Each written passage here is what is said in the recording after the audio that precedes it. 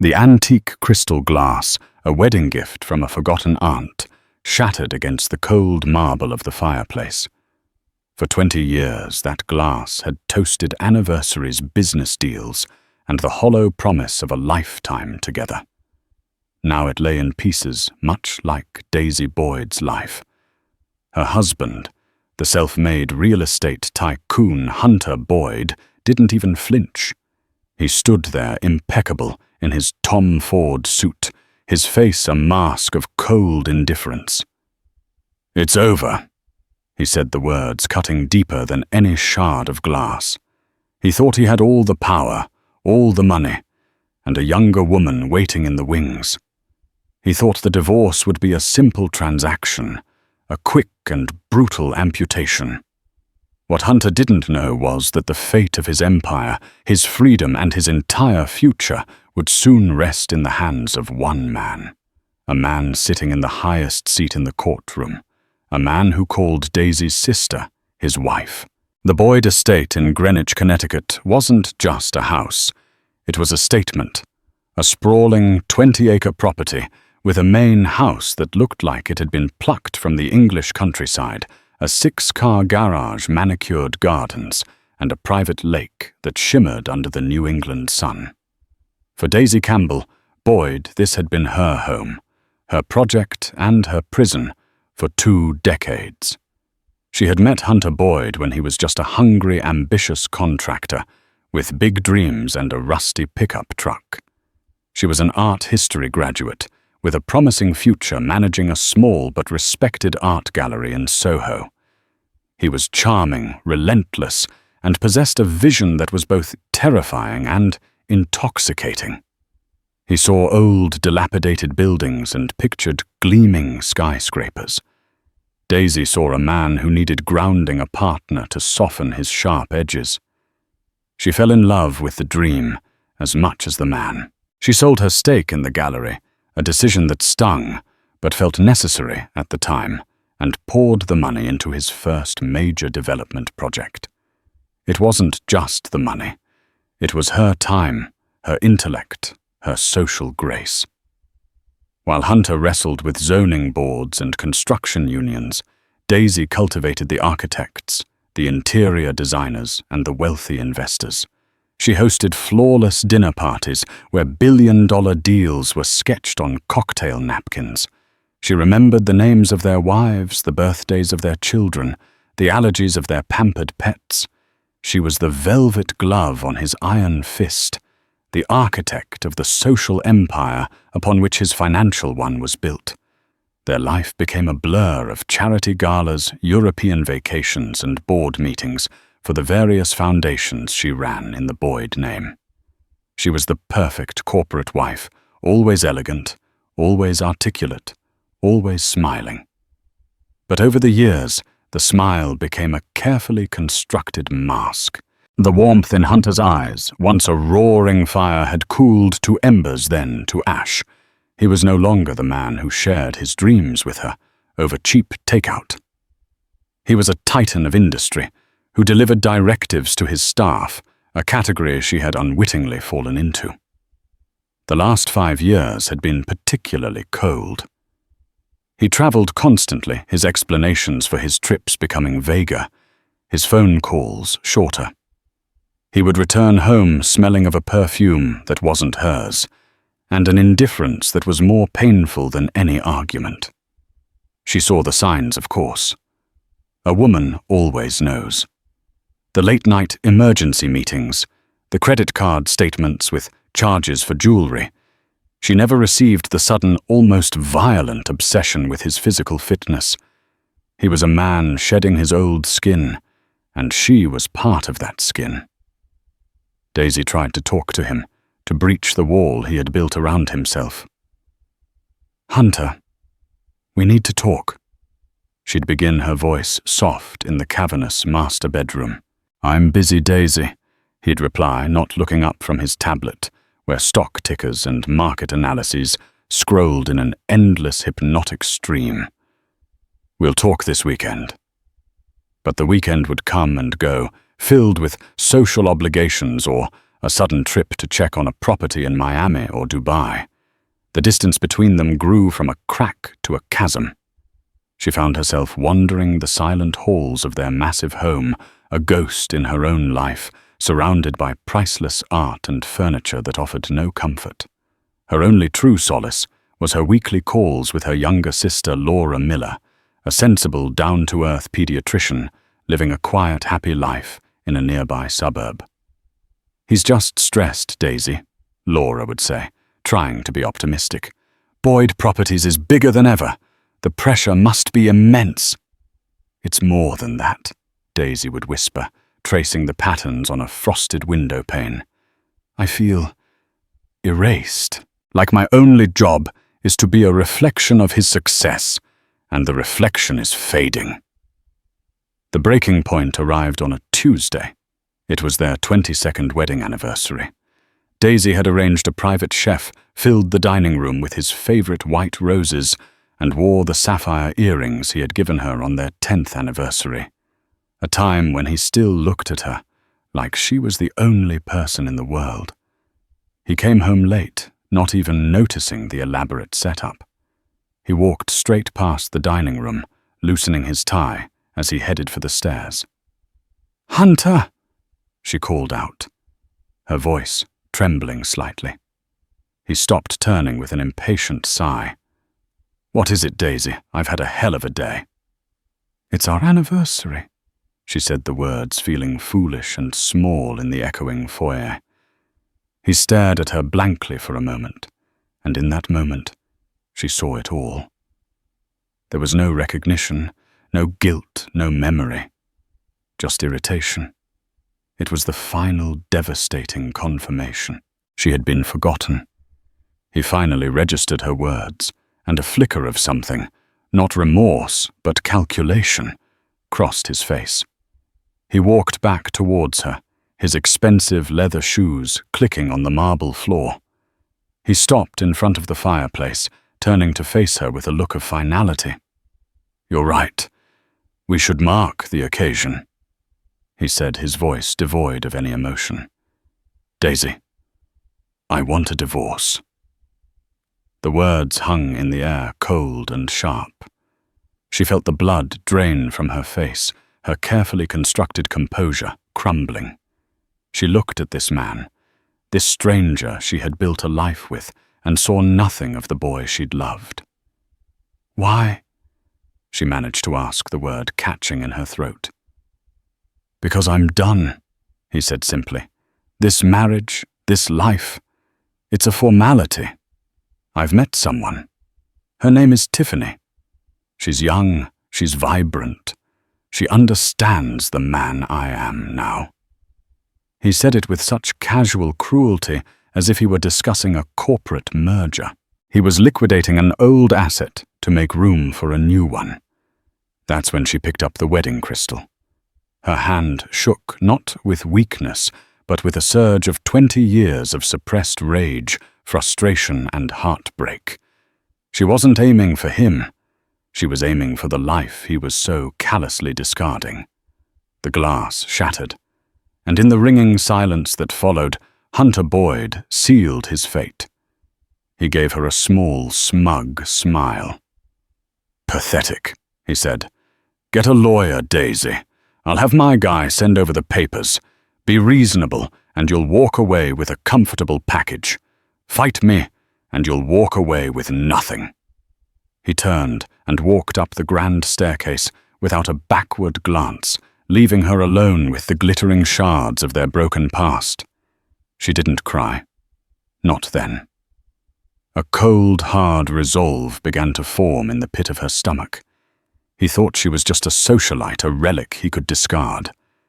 He had forgotten who she was.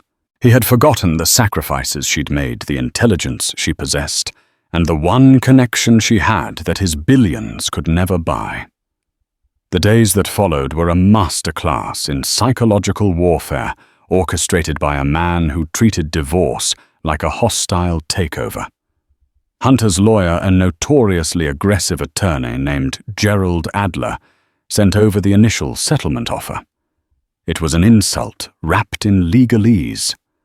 a one-time payment that amounted to less than the cost of their annual property taxes, coupled with a non-disclosure agreement, so restrictive it would essentially erase her from the Boyd story. The offer came with a note: "Mr. Boyd considers this more than generous for a woman who has not worked a day in 20 years." Daisy stared at the words, a bitter laugh escaping her lips. Not worked a day. She had worked every single day without sick leave, without vacation, without a salary. She had been the unpaid 24/7 CEO of their lives. When she refused the offer, the real assault began. The first blow was financial. She went to her favorite quay for a coffee and a moment to think, and her credit card was declined. A flush of hot shame washed over her as the young barista looked at her with pity. She tried another card. Declined. A frantic call to the bank confirmed her fears. All joint accounts had been frozen. Her personal card, which was linked to a primary Boyd corporate account, had been cancelled. Hunter had cut her off completely, strangling her access to the very wealth she had helped create. The second blow was social. News of the divorce spread through their elite circle like wildfire. But the narrative was not one of a cheating husband. It was the one Hunter and his PR team were carefully crafting. Daisy, the aging, demanding wife, had become unhinged and grasping, making unreasonable demands on the hard-working man who had given her everything. Friends who had once air-kissed her cheeks at galas now averted their eyes. Phone calls went unreturned. Invitations stopped coming. She was being systematically excommunicated from the world she had built. The final, most personal blow came in the form of Tiffany Reed. Hunter, in a display of breathtaking arrogance, moved his new girlfriend into the Greenwich estate. The staff who had worked for Daisy for years were now forced to serve the woman who had replaced her. Mariah, the head housekeeper, who had been with Daisy since the beginning, called her in tears. "Mrs. Boyd, I am so sorry," she sobbed quietly over the phone.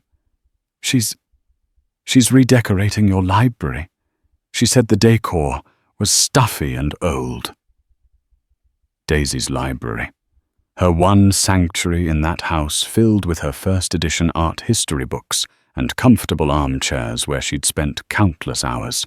The image of a stranger, this Tiffany, dismantling her private world piece by piece, was a violation that cut deeper than any financial freeze. Homeless, penniless, and socially ostracized Daisy moved into her sister's guest room. The contrast was jarring. She went from a 20-acre estate to a cozy suburban bedroom with floral wallpaper. But in Laura's home, surrounded by the chaos of her two young nephews and the steady, comforting presence of her sister and brother-in-law Robert, she found a sliver of peace. Laura was her rock, a constant source of furious, protective energy. "That man is a monster, Daisy. How could he do this to you?" She'd rage, pacing the kitchen floor, while Daisy sat numbly at the table. Robert Miller. Laura's husband was the opposite. He was a quiet, observant man, his face often set in a thoughtful, serious expression that befitted his profession. Robert was a judge in the Superior Court. He was known for his sharp, legal mind, his unflappable demeanor, and his unwavering commitment to the letter of the law. He listened to Daisy's story with a deep, unsettling stillness, his eyes missing nothing. "He's trying to break you," Robert said one evening, his voice calm but firm. "He's using a shock and awe tactic. Isolate you, impoverish you, and force you to accept his first offer. It's a common strategy in high-asset divorces." "What can I do?" Daisy asked, her voice barely a whisper. "His lawyer is a shark. I can't even afford a decent attorney." Robert took a slow sip of his coffee. There are lawyers who will work on contingency, especially in a case like this, where the marital assets are so substantial. You need someone smart, someone who isn't intimidated by Gerald Adler or the Boyd name. You need someone who digs. Laura, ever practical, had already been researching. There's a man in Stamford, David Chen. He's young, but he has a reputation for being a giant killer. Specializes in forensic accounting in divorce cases. They say he's relentless. With a loan from Laura and Robert for the initial retainer, Daisy made an appointment to see David Chen. His office was modest, a stark contrast to the opulent lairs of the lawyers Hunter employed. Chen himself was sharp-dressed in a perfectly tailored but unassuming suit. He listened intently, asking precise questions, his pen scratching furiously on a legal pad. He didn't sugarcoat the situation. "Mrs. Boyd, this will be the fight of your life," he said, his gaze direct. "Hunter Boyd has nearly unlimited resources. He will use them to bury us in paperwork, to file endless motions to drag this out until you're exhausted and broke. Adler will try to paint you as a lazy gold digger on the stand. He'll be brutal." "I'm not afraid of the truth," Daisy said, a spark of her old fire returning. "Good," Chen nodded, "because the truth is our only weapon. Hunter Boyd thinks this is about his current assets. I believe this is about the last 22 years. We need to prove co-mingling of assets, your initial investment, your non-monetary contributions. We need to do a complete financial deep dive. We need to find every dollar he's ever tried to hide." As she left his office, Daisy felt a sliver of hope for the first time in weeks. But that hope was tempered by a cold dose of reality. It was her, a fledgling lawyer, and her sister's savings against one of the most powerful men in the state. Hunter had the money, the power, and the narrative. He was so confident, so utterly sure of his victory. That night, as the pre-trial motions and discovery requests began to pile up, Hunter made a move of supreme arrogance. He and Tiffany gave an exclusive interview to a glossy society magazine. The photos were taken at the Greenwich estate. Tiffany, draped in diamonds that Daisy recognized as her own, was pictured lounging by the pool.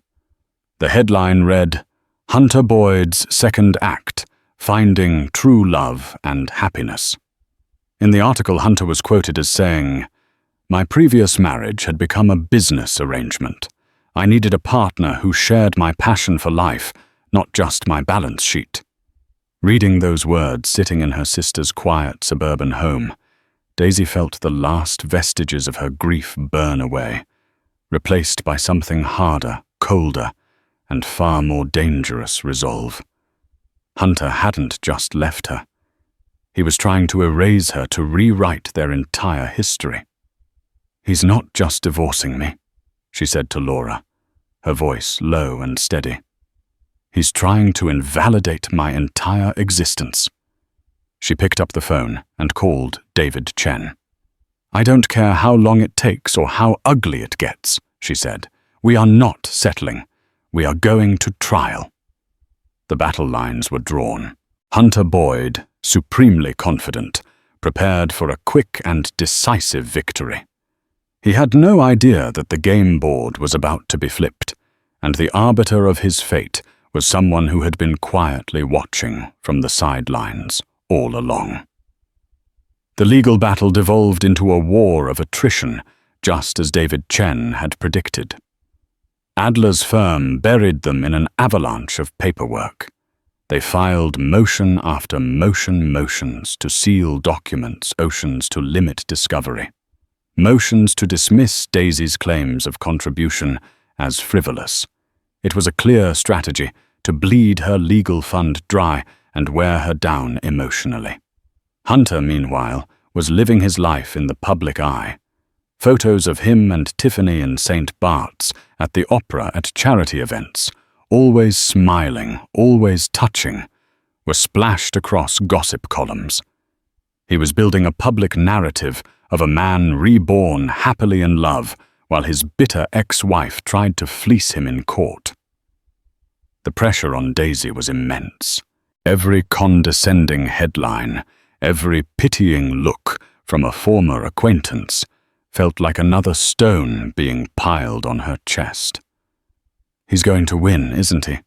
she asked David one afternoon, staring at a mountain of legal files that covered his conference table. "He's just going to run us out of time and money." "Patience, Daisy," David said, not looking up from a complex financial statement. "Adler is loud, but he's predictable. All this noise is a smokescreen. He's trying to stop us from looking somewhere. We just have to find out where." Their big break, or so they thought, came from a forensic accountant David had hired. After weeks of digging, the accountant found evidence that Hunter had been systematically undervaluing Boyd Properties' assets for years, likely to minimize his eventual tax burdens and conveniently any potential divorce settlement.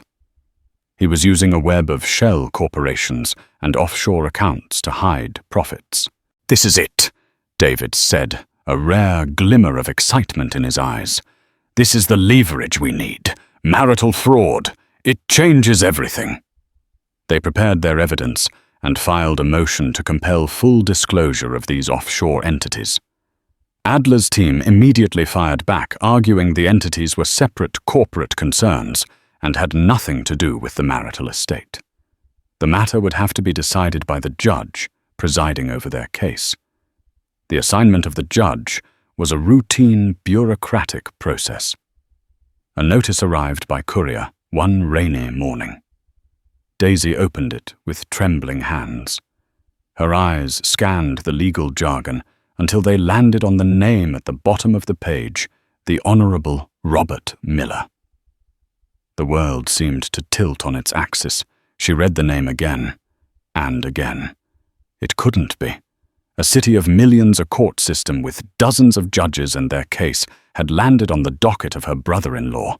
Her first feeling wasn't relief, but panic. A conflict of interest this massive was a landmine. If it came out, it could destroy Robert's career.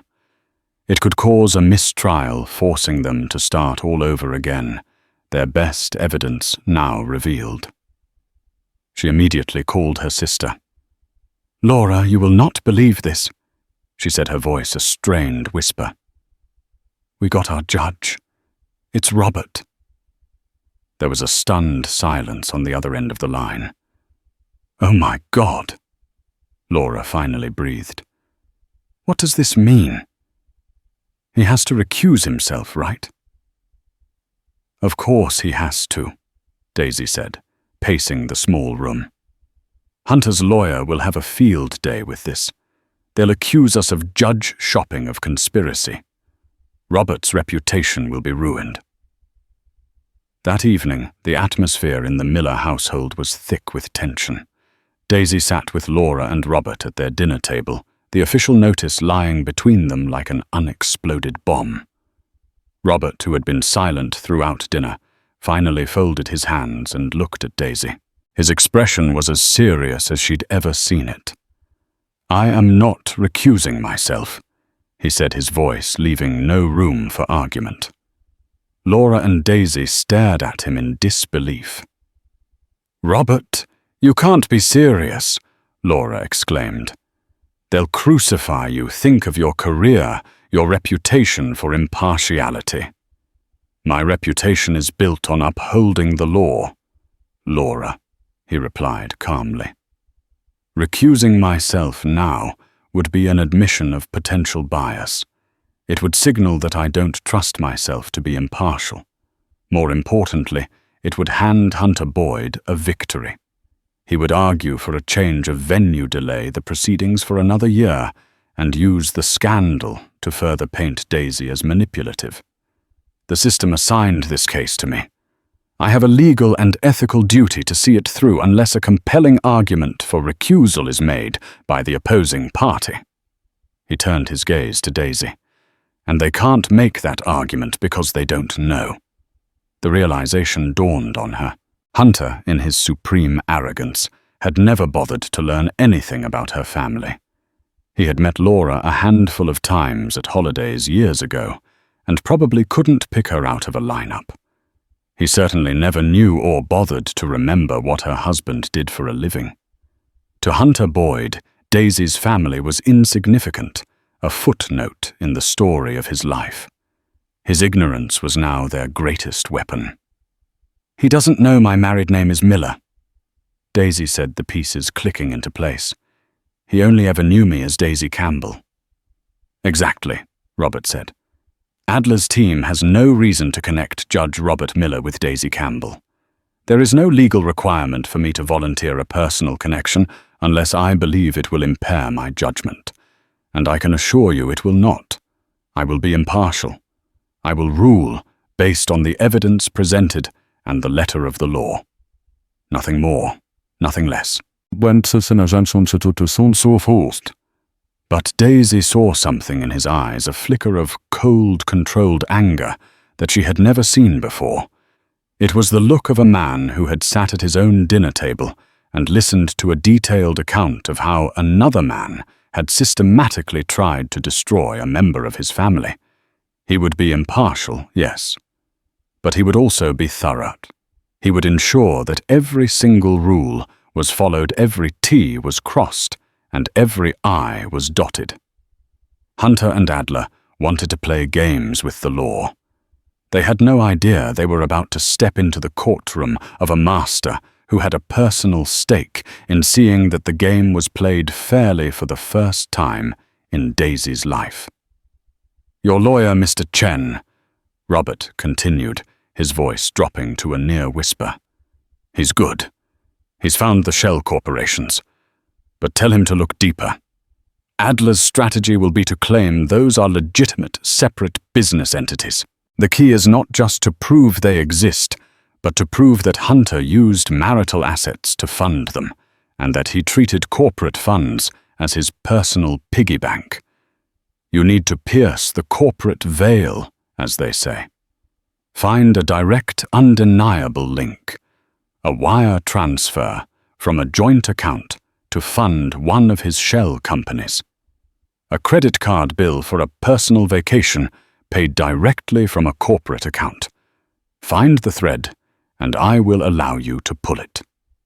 It wasn't legal advice. It was a roadmap. Robert wasn't telling them how to win. He was telling them what the law required to even present their case. He was giving them the exact legal standard they had to meet. A wave of calm washed over Daisy. The fear was replaced by a steely determination. Hunter's arrogance, his dismissal of her and her family, had created the perfect trap. He was about to walk into a courtroom, expecting to face a weak, impoverished woman.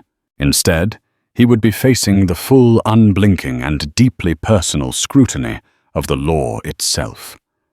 The judge wasn't her brother-in-law. Her brother-in-law was the judge.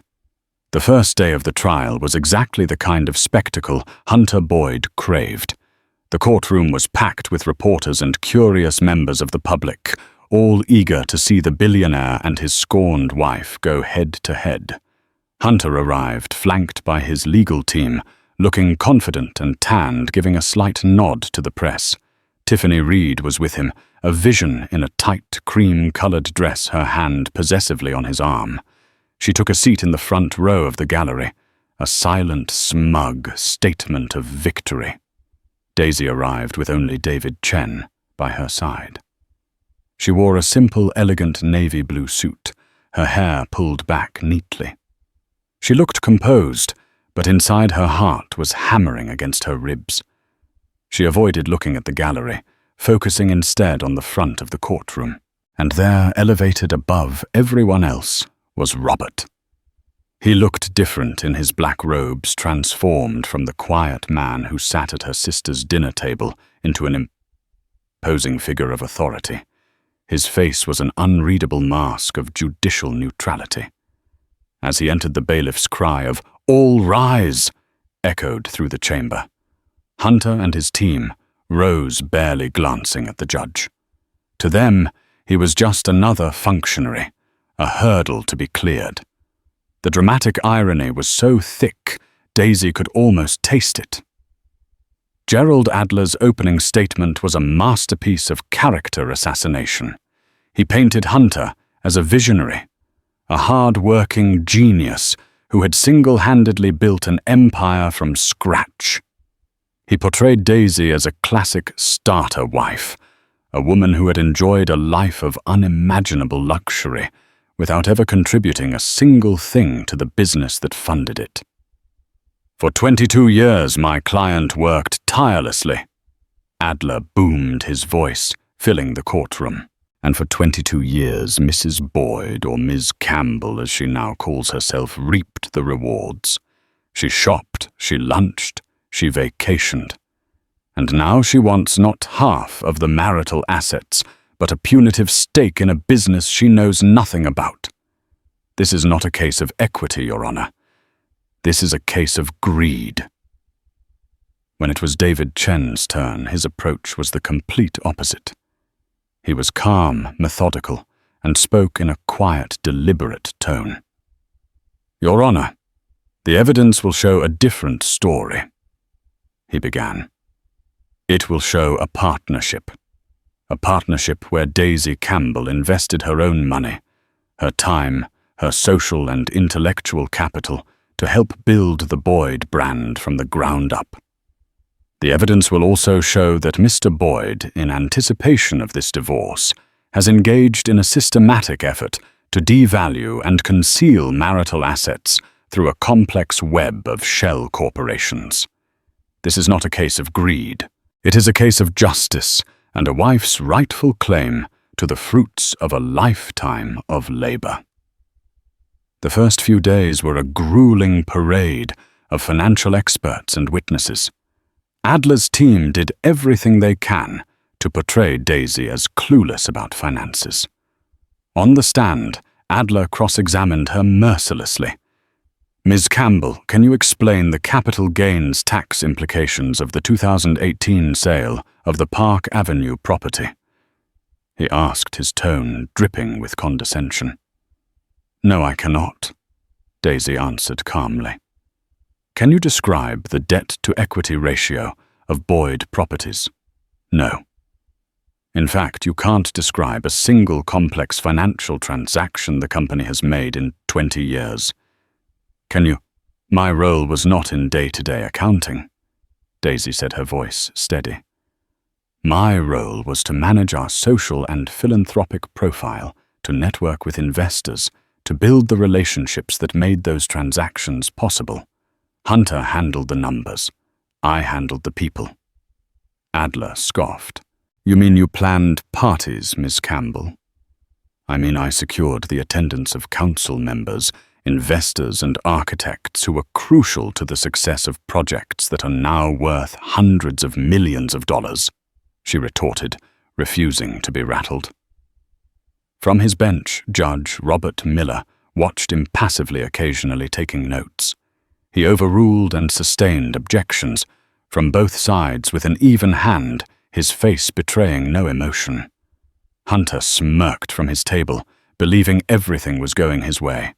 He saw his wife being portrayed as a decorative fool, and he saw a judge who seemed to be letting it happen.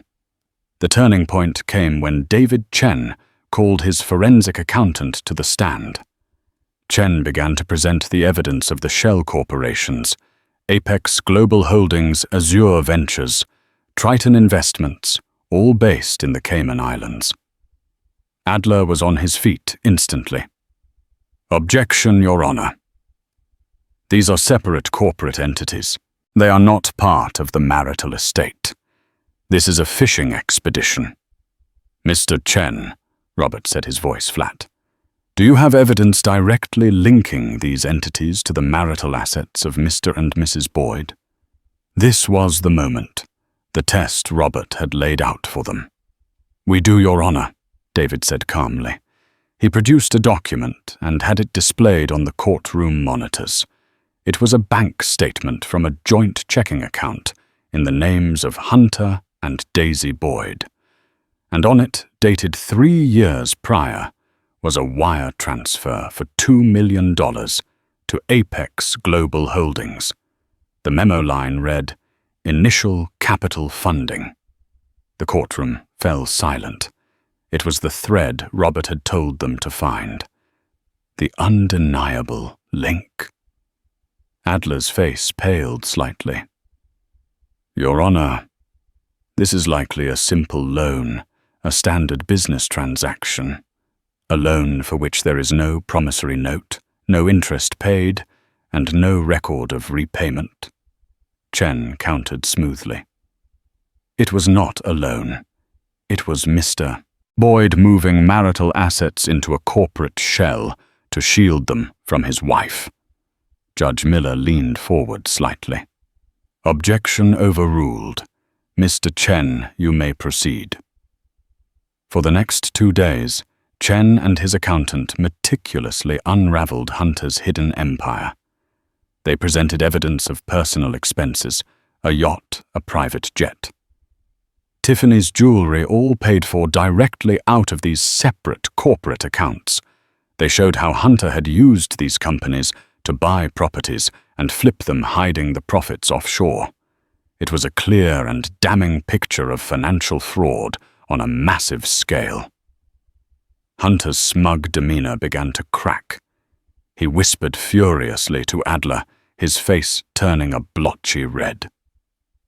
The reporters in the gallery were scribbling frantically. The final witness was Tiffany Reed.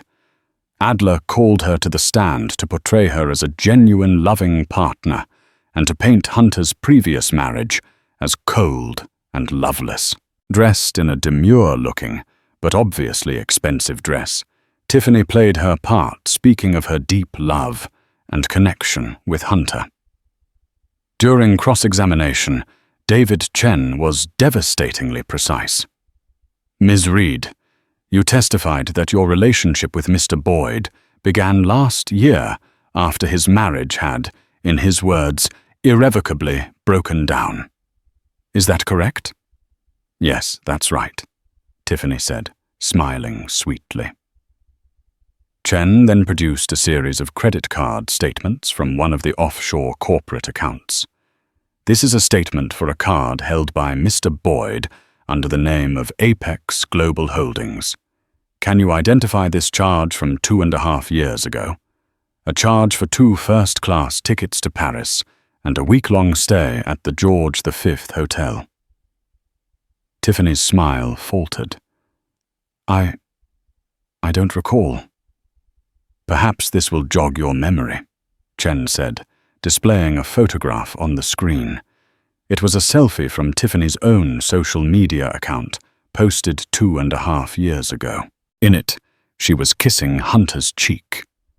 The caption read, "Paris is for lovers," and the location tag was unmistakably the George V Hotel. The courtroom erupted in murmurs. Tiffany turned white as a sheet. She had not only been caught in a lie about the timeline of the affair, but she had been directly implicated in spending the very money Hunter had hidden from his wife. Hunter slammed his pen down on the table. Adler's face was grim. They had walked into the courtroom expecting a simple divorce. They were now in the middle of a public vivisection of Hunter Boyd's financial and personal life. Through it all, Judge Robert Miller remained a stone-faced arbiter. He saw the evidence. He heard the testimony. And he knew with chilling certainty that Hunter Boyd had just handed him everything he needed to enforce the full and terrible majesty of the law. The revelation of the affair's true timeline and its funding through hidden corporate accounts sent a shock-wave through the proceedings. Gerald Adler, for the first time, seemed flustered. His slick, aggressive tactics were useless against a wall of hard evidence. He tried to object, to pivot, to paint Tiffany as a naive young woman who had no knowledge of Hunter's financial dealings, but the damage was done. The jury of public opinion at least had already delivered its verdict. But David Chen wasn't finished. He had saved his most devastating blow for last. "Your Honor, we would like to call a surprise rebuttal witness," Chen announced, his voice steady. Adler leaped to his feet. "Objection. This is procedural ambushing. We were not notified of any further witnesses. This witness only came forward after seeing the news reports of this trial yesterday," Chen explained. "His testimony directly rebuts Mr. Boyd's claims about the legitimacy of his offshore entities." Judge Miller looked at Chen, then at Adler. "The court will allow it, but the testimony must be strictly limited to rebuttal. Call your witness." David Chen nodded to the bailiff. "The plaintiff calls Mr. Walter Kendrick to the stand." A nervous-looking man in his late 60s with thinning grey hair and a rumpled suit walked slowly to the witness box. Hunter Boyd stared at him, his face contorting first in confusion and then in dawning horror. "Mr. Kendrick," Chen began gently, "could you please state your occupation for the court?" "I was the chief financial officer for Boyd Properties for 15 years, Walter said, his voice trembling slightly. "I retired 2 years ago." A buzz went through the courtroom. This was the man who knew where all the bodies were buried. "Mr. Kendrick," Chen continued, "you were the CFO during the period when the entities Apex Global Holdings and Azure Ventures were created. Can you tell the court the purpose of these entities?" Walter took a deep breath, refusing to look at Hunter. "They were Mr. Boyd's idea. He called it asset protection. He said it was to shield company profits from liabilities, to keep the corporate finances lean and efficient." "And what did you understand liabilities to mean?" "Taxes," Walter said quietly. "And his marriage. He told me he wanted a divorce fund that no one could touch. He was planning this for years." Hunter was now a ghastly shade of white. He was staring daggers at his former CFO, a look of pure venom in his eyes. "And Mr. Kendrick," Chen pressed, "were you comfortable with this arrangement?" "No, sir," Walter whispered. "I advised against it. I told him it was fraud, that it was illegal. He told me that my pension and my severance were tied to my discretion. He made me sign documents. He said it was just a formality." "And what were these documents you signed?" Walter's eyes welled up with tears. "I was listed as a director for several of the shell companies. My name is on the incorporation papers. I realized after I left that he had made me his accomplice. I've been living in fear ever since. When I saw on the news what he was doing to his wife, the same way he used and discarded me, I couldn't stay silent anymore." Chen had one final question. He projected another document onto the screen. It was a property deed signed and dated 5 years earlier. "Mr. Kendrick, can you identify this document?" "Yes, it's the deed for the Boyd Tower project in downtown Stamford, our flagship property." "And who signed on behalf of the buyer, a company called Triton Investments?" Walter pointed a shaky finger at the screen. "Mr. Boyd did." "And who signed on behalf of the seller, which was the original landholding company?" Walter's voice dropped. "Mr. Boyd did." "So to be clear for the court," Chen said, letting the words hang in the air, "Mr. Boyd sold one of his company's most valuable assets to another of his companies, a hidden offshore shell corporation, for a fraction of its market value, thereby defrauding his business partners, and by extension, the marital estate he shared with his wife." "Yes," Walter confirmed. "That's exactly what he did." It was over. The case was no longer about a simple divorce. It had become an exposition of a massive, long-running criminal fraud. Adler knew it. He sat down heavily, his face ashen, and offered no cross-examination. There was nothing left to say. Hunter Boyd, the titan of industry, the master of the universe, looked small and trapped. The reporters were practically vibrating with the scandalous details. Tiffany Reed had quietly slipped out of the courtroom, her face a mask of panic. The future she had envisioned, a life of endless luxury and social climbing, was evaporating before her very eyes. Daisy watched it all unfold, not with triumph, but with a profound and aching sadness. This was the man she had loved, the man she had built a life with. To see him so thoroughly exposed, his greed and deceit laid bare for the world to see, was a hollow victory. She had wanted justice, but she had never wished for this level of utter destruction. For the first time since the trial began, she looked directly at Robert. He met her gaze for a brief, fleeting moment. His face was still the impassive mask of the judiciary, but in his eyes she saw a flicker of something else.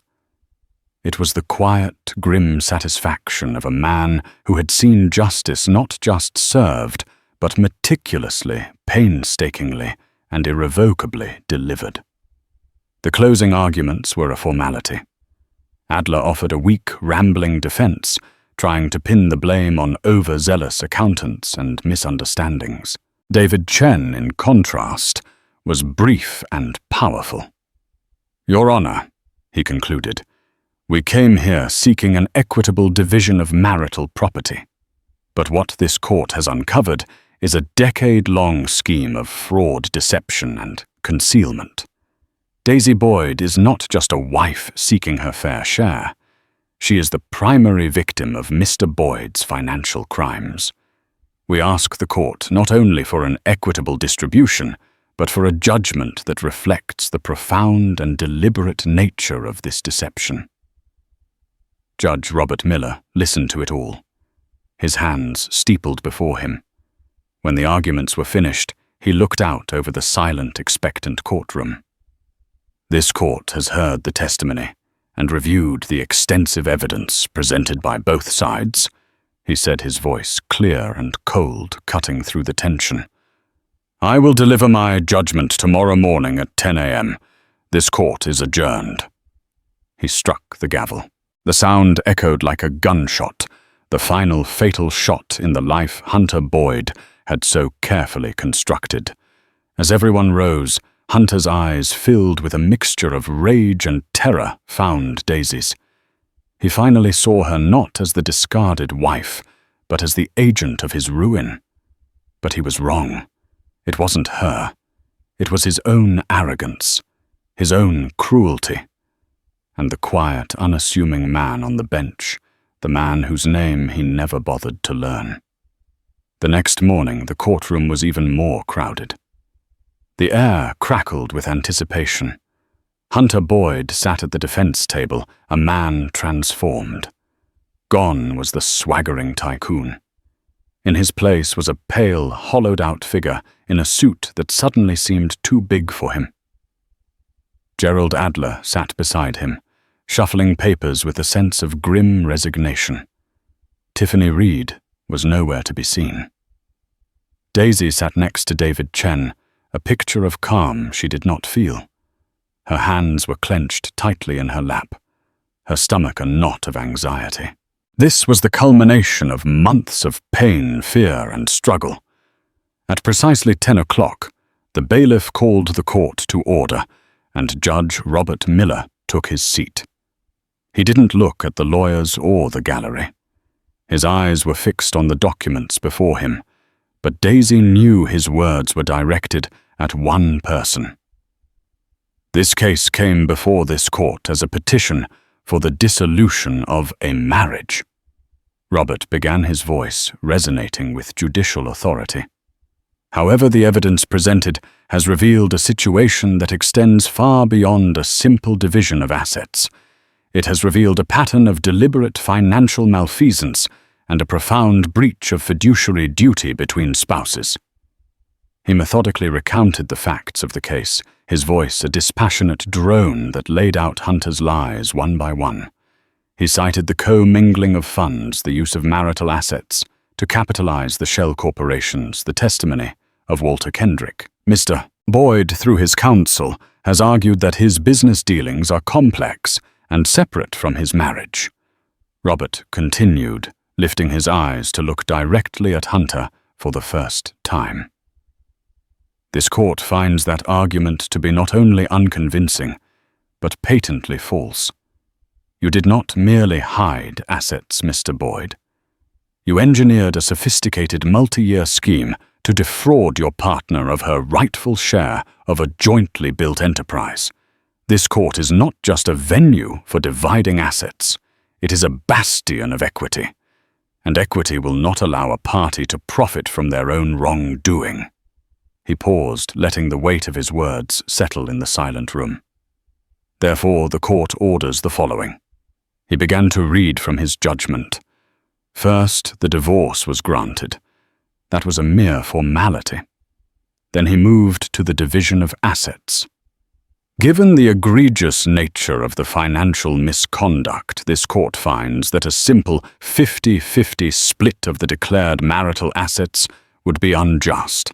The court will therefore pierce the corporate veil of the entities Apex Global Holdings, Azure Ventures, and Triton Investments, and all assets held within them are to be considered part of the marital estate.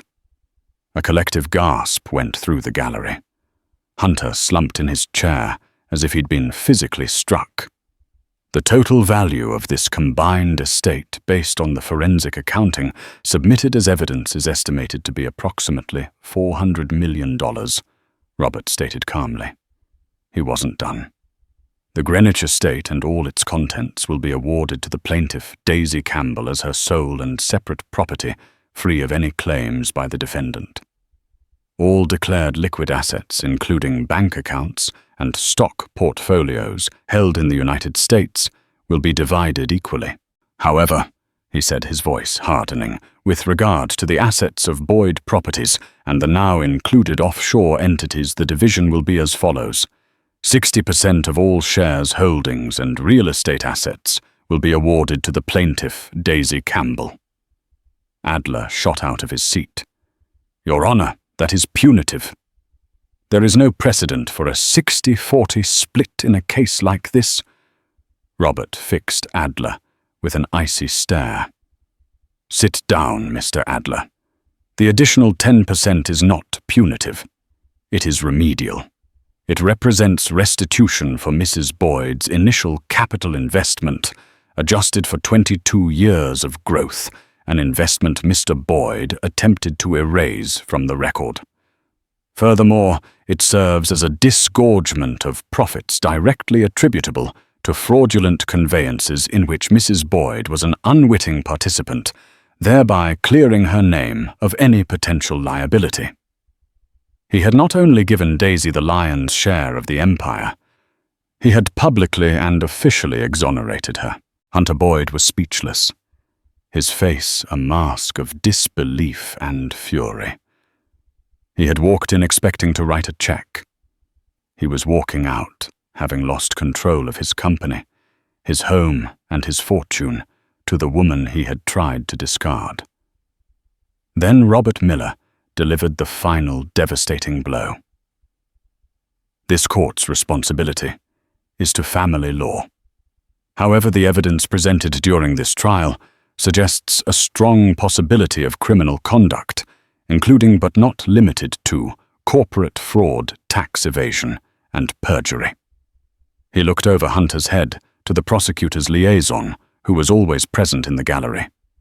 Therefore, pursuant to my duty as an officer of the court, I am referring the entire transcript of this proceeding, along with all financial evidence submitted to the Office of the District Attorney for the State of Connecticut, and to the Internal Revenue Service for further investigation.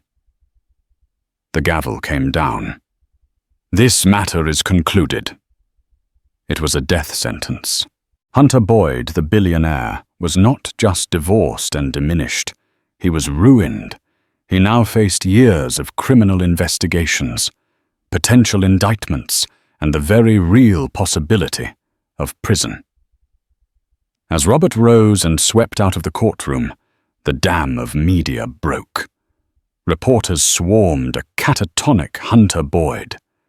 Daisy, shielded by David Chen, was escorted out a side door. She didn't look back.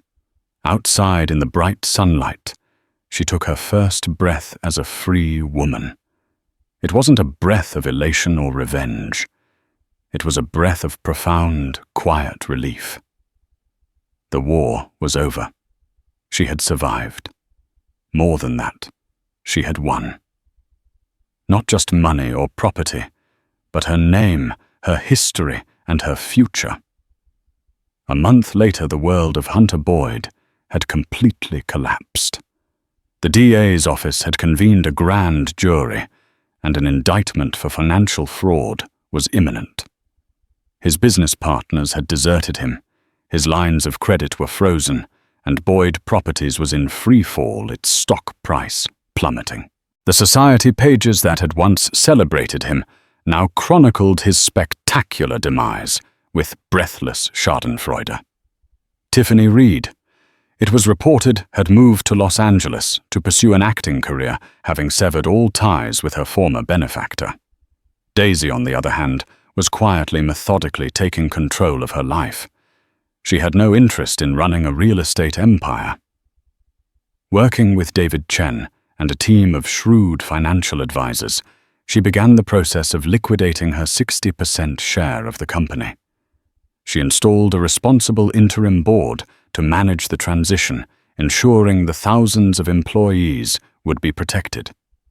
She was selling her control not for revenge, but for peace. She had moved back into the Greenwich house, but it was no longer the cold, silent museum it had once been.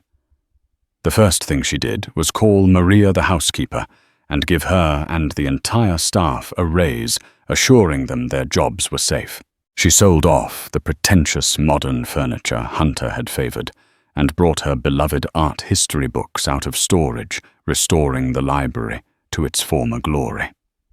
The house was slowly beginning to feel like a home again, her home. One crisp autumn evening, Laura and Robert came over for dinner. There were no caterers or chefs. Daisy cooked herself a simple roast chicken, a recipe her mother had taught her. They ate in the kitchen, a cozy, informal meal that would have been unthinkable in the old Boyd household. The nephews were with a babysitter, and a comfortable quiet settled over the three of them as they sipped their wine. For a long time, no one mentioned the trial. They talked about Laura's work, about Robert's caseload, about Daisy's plans to re-establish the art gallery she had given up so many years ago. Finally, Daisy looked at her brother-in-law, the man who had been the silent, powerful fulcrum of her new life. "I never got to thank you, Robert," she said softly. Robert shook his head, swirling the wine in his glass. "You have nothing to thank me for, Daisy. I was a judge in a courtroom. I applied the law to the facts that were presented." "You know it was more than that," she insisted gently. "You could have recused yourself. You took an incredible risk with your career." He set his glass down and met her gaze. His expression was serious, but the cold, judicial mask was gone. This was Robert, her sister's husband. "Hunter Boyd is a man who believes that wealth and power place him above the rules." He said, his voice low and steady. "He believes that people are disposable, that the truth can be bought and sold. Men like him are a poison.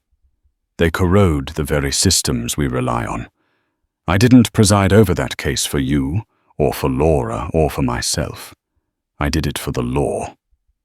He paused, a wry smile touching his lips. Though I will admit seeing the look on his face when I referred his case to the DA. That was a deeply satisfying moment of professional affirmation. Laura reached across the table and squeezed her husband's hand. "You did the right thing, honey. You always do." Daisy smiled a genuine, warm smile that reached her eyes. She finally understood.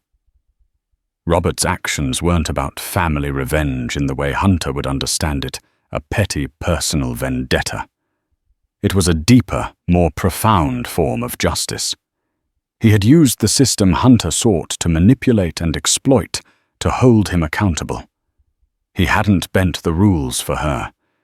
He had simply and unflinchingly enforced them. Hunter Boyd had been ruined not by a biased judge, but by his own hubris, judged by a man who happened to love the family he had tried to destroy.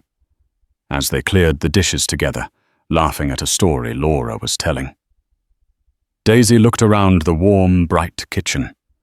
The ghosts of the past were finally gone. She was not Mrs. Boyd, the tycoon's wife. She was Daisy Campbell, a woman of substance, a sister, an aunt, and soon a gallery owner once more. She hadn't just gotten a divorce. She had gotten her life back.